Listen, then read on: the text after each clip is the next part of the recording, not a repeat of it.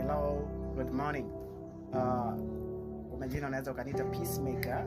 Leo katika mwendelezo wa kutoa sensi za kuweza kukumbushana baadhi ya mambo, nimeamua kuja na kitu kimoja ambacho kinatambulika au kinafahamika kama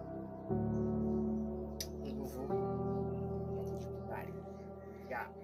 Ni kitu ambacho wewe na mimi kama mwanadamu unatakiwa tukijenge katika fikra zetu na katika hisia zetu kabisa, kwa sababu ni kitu ambacho kinalipa na kina faida kubwa katika maisha yetu ya kila siku.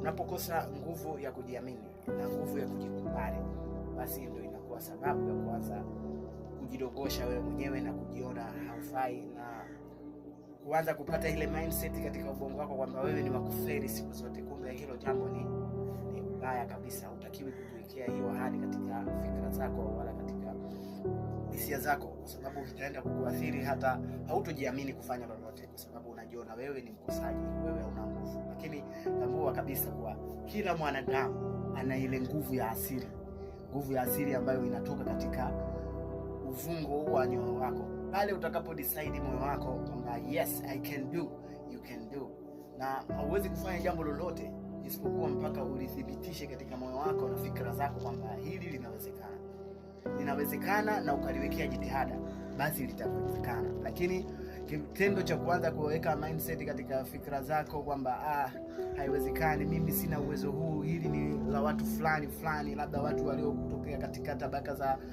fulani, labda ni matajiri au labda ni watu ambao wana elimu kubwa. Tambua kuwa kila mwanadamu, sisi Mwenyezi Mungu ametuumba na vipawa binafsi, kila mmoja kamjalia hicho kitu cha kipekee. Na ndio maana utakuta watu wengi wanasoma labda kozi moja, lakini katika utendaji utakuta wanatofautiana. Wote wamefundishwa na lecturer mmoja, lakini katika ufanyaji kazi au utendaji kazi unakuta wanatofautiana.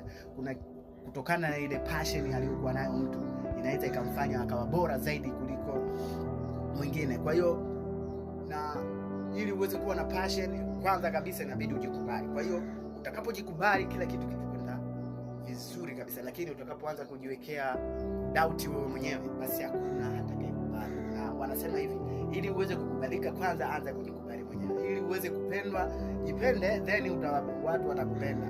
Ili uweze kuheshimiwa, kwanza jiheshimu.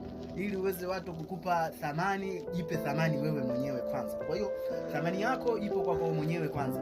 Usipojithamini, usipojipa uwezo wa kutambua kwamba yes I can do na ninaweza nikafanya wonders, basi hakuna mtu atakayekuja kukubali, kwa sababu watu wapo kwa ajili ya kuangalia matokeo yako, sio zile haso zako. Hakuna mtu ambaye atakaa